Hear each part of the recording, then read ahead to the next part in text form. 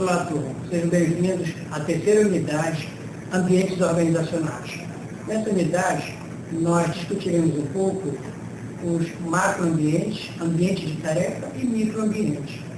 Quando falamos em macroambiente, temos que perceber que a organização, a empresa, ela está localizada em determinada área geográfica, seja um país, um estado, um município, uma cidade, uma rua.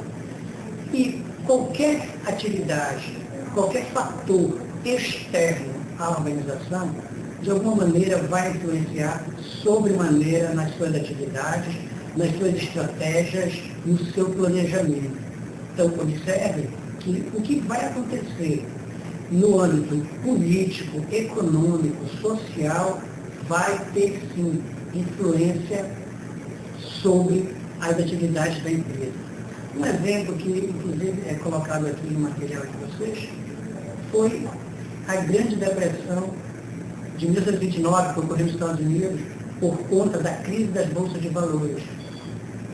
Imagina, naquela época, o que aconteceu nos Estados Unidos já teve consequência nos outros países, na questão financeira, na questão econômica, nos investimentos.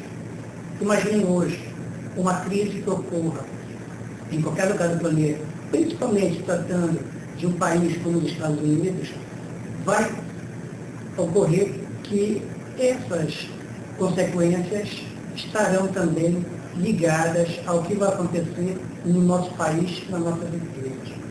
Deve-se a esses fatores, a fatores como a inflação, renda, juros, tudo que diz respeito ao movimento que ocorra na economia, na política.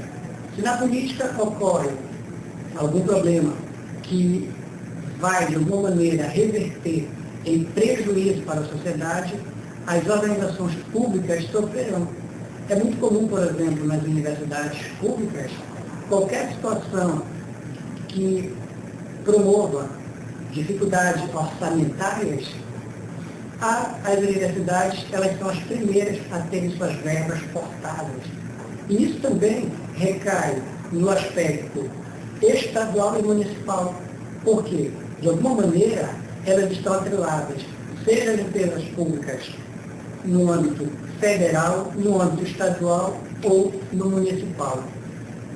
Isso tudo vai gerar situações que podem favorecer ou desfavorecer os objetivos propostos para que seja desenvolvida determinada tarefa. Porque o planejamento ele vai permear todos os níveis da organização, contudo, ele vai sofrer, sim, influência principal dos fatores extras à organização, como já foi citado anteriormente. Então, o que vocês precisam ter bem claro é que a empresa, a organização, ela não está isolada do contexto regional, nacional e internacional, em que tudo, qualquer tensão que exista fora desse âmbito, trará consequências para a nossa organização, sejam consequências positivas ou negativas. Isso também se reflete no ambiente da tarefa. O que seria isso, o ambiente de tarefa? Fatores que interagem diretamente com as organizações, clientes, concorrentes e fornecedores. Segundo Silva, seria a diferença entre o ambiente geral e o ambiente de tarefas. O limite onde todas as organizações atuam, e o ambiente de tarefas, aquele mais imediato, no qual a organização específica deve operar. Então, isso vai demonstrar que a nossa relação com clientes, fornecedores e o que acontece de imediato naquela localidade vai ter influência direta na nossa organização. Isso aí vocês poderão, inclusive, ampliar esses conhecimentos nas páginas do nosso material. Mas o que se pode dizer em relação a esses ambientes é que o microambiente, ele, caracterizado como desenvolvido por meio da estrutura organizacional, dos recursos humanos, os proprietários, administradores, as diretrizes, tecnologia e a cultura, são esses itens que irão trabalhar, que irão se interrelacionar para que esse microambiente ele exerça da melhor maneira as suas funções. Isso quer dizer o seguinte, que dentro da empresa, como ela, como uma outra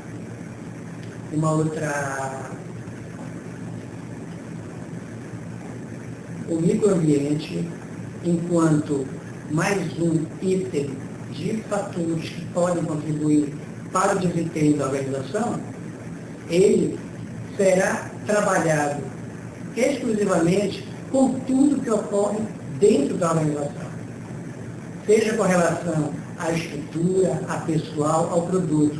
Um exemplo, isso, se você estiver trabalhando em uma empresa de construção civil, as tarefas que serão desenvolvidas pelos operários, pelos engenheiros, no momento da construção, no momento do que foi arquitetado e desenvolvido, eles deverão necessariamente ter, para desenvolver bem essas tarefas, um salário digno, recompensas, benefícios. Isso tudo aí poderá também favorecer ou não o desempenho dessa estrutura funcional. Porque o trabalho desenvolvido por eles vai requerer de alguns aspectos, como condições de trabalho, condições físicas, equipamentos, e isso na parte de produção. Se formos pensar na questão dos serviços, poderíamos dar o exemplo de um hotel. Dentro do hotel, os colaboradores, eles não tiverem condições de trabalhar num ambiente climatizado, num ambiente confortável, que lhe dê sustentação profissional, esses itens também trabalhados como fatores que poderão dar conforto ou não para esse colaborador, exercerão influência na produção final e nos objetivos que a empresa precisa atingir, que poderão ser positivos ou negativos. Por isso vemos em muitas organizações colaboradores desmotivados, sem vontade de trabalhar, e isso são repassados para os clientes, o que não deveria acontecer. Porque os fatores ambientais, os fatores ambientais, eles precisam, antes de mais nada, ser totalmente sanados e satisfeitos para que todas as tarefas sejam cumpridas a contento. Então, por isso, eu peço para vocês, leiam o material apostilado, aprofundem os conhecimentos, e qualquer dúvida que vocês tenham, nós tiraremos no fórum, nós também trabalharemos isso nos exercícios que são demonstrados no material apostilado e também juntamente com aqueles que serão avaliados pelos nossos tutores. Obrigado mais uma vez e bom exercício e bom trabalho.